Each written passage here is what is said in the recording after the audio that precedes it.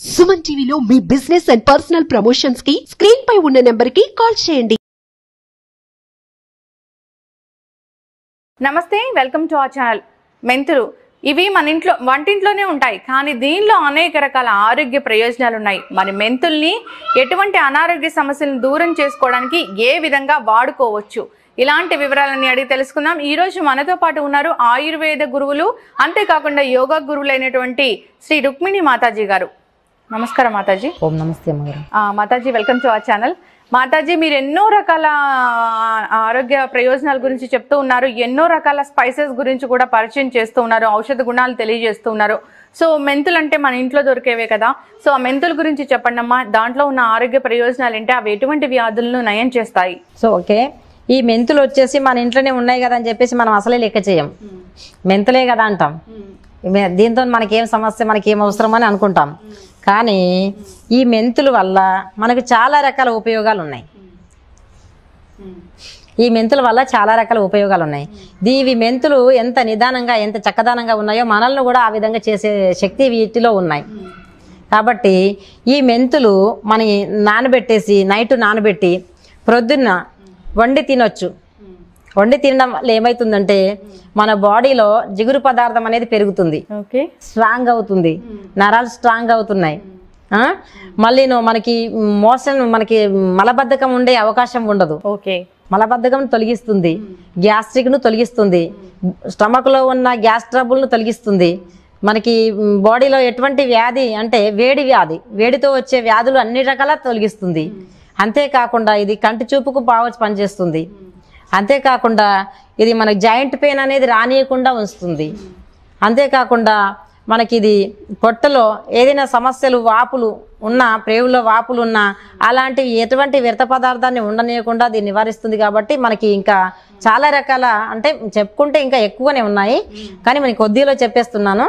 ఎందుకంటే ఇదేంటి సోది అంటారు కాబట్టి అంత సోది అవసరం లేదమ్మా. అంటే ఆరోగ్య ప్రయోజనాలు ఎన్ని చెప్పినా కానీ ఖచ్చితంగా తెలుసుకోవాల్సిందే. కాబట్టి ఈ యొక్క మెంతుల వల్ల మనకి ఇన్ని ఉపయోగాలు ఉన్నాయంటే, ఇప్పుడు మనకి మలబద్ధకాన్ని రానియదు. ఇవే మెంతులు ఒక 250 గ్రాముల మెంతులు, ఒక 100 గ్రాములు వామ ఇందులో కలిపేసి, ఒక 50 గ్రాములు సేదు జీలకర్ర అంటే ఇస్తారు, నల్ల జీలకర్ర అన్న ఇస్తారు. వీటిని తీసుకొచ్చి కొంచెం వేడి చేసి మిక్సీ చేసేసి ఒక సీసాలో స్టోర్ చేసి ఉంచుకొని డైలీ ఒక 1/2 లీటర్ నీళ్ళల్లో 1 టీ స్పూన్ పొడి వేసేసి మనం కలుపుకొని వేడిగా తాగేస్తుంటే గ్యాస్ట్రిక్, గ్యాస్ ట్రబుల్, తేపులు వీటన్నిటిని కూడా తొలగించే అవకాశం ఈ మెంతుల్లో ఉంది. మెంతులు, జీలకర్ర, వామ్లో బాడీ పెయిన్స్ పోతుంది, పొట్ట క్లీన్ చేస్తుంది, వెయిట్ లాస్ చేస్తుంది. మనకి కంటికి, ఒంటికి, అన్ని రకాల నరాలకి మనకి బలంగా తోడ్పడుతున్న ఈ మెంతుల్ని మనం ఉపయోగించుకోవాలి, అందరూ ఉపయోగించుకోవాలి. ఎందుకంటే పూర్వంలో జీలకర్ర మెంతాల కూర అని వండేవాళ్ళు. ఎలా అంటే ఉల్లిపాయలు ఉంటాయి కదా, ఉల్లిపాయలను పొయ్యి అగ్గిలో కట్టెల పొయ్యి ఉంటుంది, అందులో ఉల్లిపాయలను కాల్చేసి మీది పొట్టు తీసేసి తొడిమెలు తీసేసి ఈ మెంతులను, జీలకర్ర, మెంతులు, ఉల్లిపాయలను మిక్సీ చేసేసి జీలకర్ర మెంతాల కూర అని చెప్పేసి కొంచెం లైట్గా చింతపండు వేసేసి వండేవాళ్ళు. అంటే ఇప్పుడు ఎక్కువ మటుకు చేపల్లో కూడా వండుకొని తింటారు, చేపల కూర వండుతారు కదా, దాంట్లో కూడా ఇవి ఉపయోగిస్తారు. అందుకే వాళ్ళకు కంటి చూపు కానీ, జుట్టు నల్లబడడానికి కానీ, జుట్టు తెల్లబడకుండా అవకాశం కూడా దీంట్లో ఉంది. ఎందుకంటే జుట్టు రాలే అవకాశం కూడా ఉండదు. దీన్ని ఎంత తింటే మనకు అంత మంచిది. నడుము నొప్పులు కూడా వచ్చే అవకాశం ఉండదు. స్త్రీలకు చాలా మందికి నడుము నొప్పులు వస్తాయి. అదే విధంగా వాపులు వచ్చినాయి అనుకోండి, ఎవరికైనా వాపులు, ఇప్పుడు కాళ్ళల్లో నీరు వస్తుంది, సెల్లింగ్ వస్తుంది, వాటికి ఏం చేయాలంటే ఒక టేప్ ఉంటుంది కదా, టేపుకు అన్ని వీటిలో ఇలా అంటించాలి. ఈ మెంతులను అంటించేసి దానికి వాపు వచ్చిన దగ్గర ఆ టేపుని చుట్టేసినట్టయితే ఆ వాపులు కూడా తగ్గిపోయే అవకాశం ఉంది. అంటే కాళ్ళు అప్పుడప్పుడు వాపులు వస్తాయి కదా, బ్లడ్ సర్క్యులేషన్ లేక, అలాంటి సమయంలో ఈ మెంతుల్ని, ఈ టేప్ ఉంటుంది కదా మనకి, వైట్ టేప్ ఉంటుంది, దాని మీద అన్ని ఇలా పోస్తే అన్ని దానికి అంటుకుంటాయి. దానికి గమ్ము ఉంటుంది కదా, ఆ గమ్ముకు అంటుకున్నప్పుడు అంటించి ఈ యొక్క ఎక్కడైతే మనకు వాపు వచ్చిందో దానికి చుట్టేసి అలాగే ఉంచేస్తే ఆ వాపులు తగ్గిపోతాయి ఈ మెంతుల వల్ల. ఇలాగే మనం ఇంకా కష్టపడకుండా మనం ఈ మెంతుల్ని మనం కడపలకి ఎక్కువగా ఎంత ఉపయోగించుకుంటే అంత పంటికి కూడా మంచిది, పళ్ళకి మంచిదే. పండ్లకి కూడా ఇది జిగురు పదార్థం కాబట్టి పండ్లకి మంచిది. కీళ్ళ నొప్పులు వచ్చే అవకాశం ఉండదు, కీళ్ళలన్నీ చల్లబడగొడుతుంది కాబట్టి కీళ్ళ నొప్పులు రావు. మెంతుల్ని ఎట్లా తీసుకోవచ్చు అంటారమ్మా? పొద్దున్నే తీసుకోవాల్సి వస్తే మీరు అన్నట్లుగా నానబెట్టి దాన్ని వండుకొని తినాలా? నానబెట్టి కూరగా మినపప్పు వండుకొని తింటాం కదా, అలా వండుకొని చపాతీ రొట్టె అది జొన్న రొట్టె కానీ చేసుకొని తింటే ఇంకా మంచిది. అలాగే ఆకుకూరలో కూడా వేసుకొని వండుకొని తినొచ్చు. వీటిని చేదు అనేది నైట్ నానబెడితే పొద్దున చేదు ఉండయి. అలాగే ఉల్లిపాయలు వేసేసి వీటిని మెత్తగా ఉడకబెట్టేసి కూరగా వండుకొని కూడా తినొచ్చు. అన్నంలకు తినొచ్చు, రొట్టి చపాతి ఏదైనా కానీ సరే దాంట్లోకైనా తినొచ్చు ఈ మెంతులు కర్రీ. ఓకే.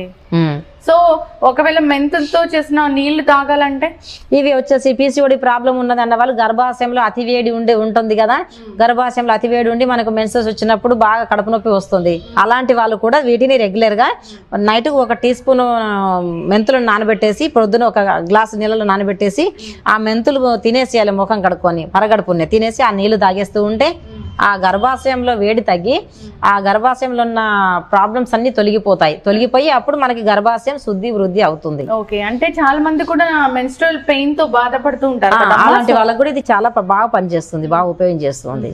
అట్లా ఎన్ని రోజులు తినాలంటారు? మినిమం ఒక 1 మంత్ అన్నా తినాలి. తింటే వాళ్ళకి రెగ్యులర్గా వాళ్ళకి ఇది తింటే మాకు బాగుంది అనేటట్టుగా ఉండాలి. ఏదో 4 రోజులు చేసి వదిలేసినాం అనుకోండి, 4 రోజులు చేసి వదిలేస్తే ఏదైనా సరే మనమే కాదు, ఇప్పుడు ఈ చెట్టు పెట్టాము, ఒక మొక్క పెట్టినామంటే 4 రోజులు చూసి మళ్ళీ వదిలేస్తే ఆ చెట్టు మళ్ళీ చూస్తే కనిపిస్తుందా? అలాగే మన శరీరం కూడా ఒక చెట్టు లాగానని అనుకోని కనీసం మన మీద మనకు గుర్తు లేకపోయినా మనం ఎవరమో మనం దీన్ని ఎలా ఉంచాలని చెప్పి, ఎందుకంటే శరీరం మనం కాము కాబట్టి దీనికి మనం చెట్టును పెడితే దానికి ఎలా శ్రద్ధతో మనం దాన్ని పెంపొంది చేస్తామో ఈ శరీరాన్ని కూడా దీని మీద శ్రద్ధ పెట్టి మనం దీనికి ఏమి ఇయ్యానో ఏమి ఇవ్వకూడదో దీనికి సమయపాలనతో పాటుగా మనం చేసినట్టయితే మనం 100 సంవత్సరాలు హాయిగా చల్లగా ఆరోగ్యంగా బ్రతకగలుగుతాం. ఓకే. ఇలాంటి అంటే ఇంతే కాదు, ఇంకా మనకి శరీరానికి ఒకటే యూజ్ చేయం కదా, రకరకాల యూజ్ చేస్తాం. ఇప్పుడు ఆయిల్ తక్కువ యూజ్ చేయాలి, వేడి ఎక్కువ ఉండి కడుపు నొప్పి వచ్చే వాళ్ళు ఆయిల్ తక్కువ యూజ్ చేయాలి, పులుపు తక్కువ యూజ్ చేయాలి, కారం తక్కువ యూజ్ చేయాలి, చింతపండు వాడకూడదు. అలాంటప్పుడు మనకి పీసీఓడి వచ్చే ప్రాబ్లం ఉండదు. ఎప్పుడైనా మనం వస్తుంది అనుకుంటూనే ఉన్నాం, వస్తూనే ఉంది, అంతేగాని ఎందుకు వస్తుంది, అది ఎలా అయితే రాదుకుంటూ ఉంటుంది అనడానికి ఆహార నియమాలను పాటించవలసిన అవసరం ఉంటుంది. ప్రివెన్షన్ అనేది ఖచ్చితంగా. ఎందుకంటే మనం ఆహార విహారాలను మనం సరిగ్గా చేయనప్పుడు ఈ శరీరంలో మరి మన ఆరోగ్యం ఎలా మన అందుబాటులో ఉంటుంది? మరి మనం ఏ మెడిసిన్ వేసినా పనిచేస్తుందో పనిచేది. ఇప్పుడు ఒక వస్తువు మనకి ఖరాబ్ అయిపోయింది, మురిగిపోయింది, దాంట్లో ఇంకో ఎంత మంచి వస్తువు వేసినా ఇది కూడా మురిగిపోతూనే ఉంటుంది. అలాగే మన పొట్టలు వేసినాయి అని మురుగుతూనే ఉంటాయి అజీర్తి వల్ల. ఎందుకంటే మనము శరీరంలో మనం బ్రీత్ ఎక్సర్సైజ్ లేదు, వంగడం లేవడం కూర్చోవడం లేదు. పూర్వంలో ప్రతి పని ఇంటి వాళ్ళందరూ చేసుకునేవాళ్ళు. ఇప్పుడు మనం ఏం లేదు, మనం డైనింగ్ టేబుల్ భోజనం తింటున్నాము, అప్పుడు మనం ఏంటంటే ఇది సరిగ్గా మనకు సరైన స్థానానికి వెళ్ళట్లేదు.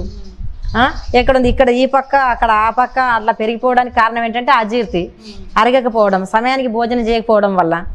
అందుచేత మనం ఏంటంటే ఆకలి అయినప్పుడేమో భోజనం చేయము, ఆకలి అయిపోయినాక భోజనం చేస్తాము, సూర్యశక్తి తగ్గిపోయినాక భోజనం చేస్తాము.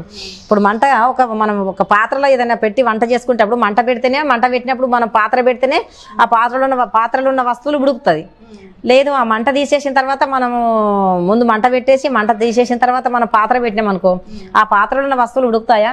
అలాగే మన పొట్టలో కూడా సూర్యశక్తి ఎప్పుడైతే ఉంటుందో అప్పుడు ఆహారం సరైన టైంకి ఇస్తేనే మనకి అనారోగ్యం వచ్చే అవకాశం ఉండదు. అజీర్తి కాదు, మిగిలి ఉండదు అన్నట్టు. మిగులు పదార్థం అనేది మన పొట్టలో ఉండకుంటేనే మనకు ఆరోగ్యంగా ఉంటుంది. ఓకే. ఈ విధంగా మనం చూసుకోవాలి. మా అమ్మ మెంతుల్ని జుట్టుకు కూడా పెడుతూ ఉంటారు కదా, అది ఎలాగా?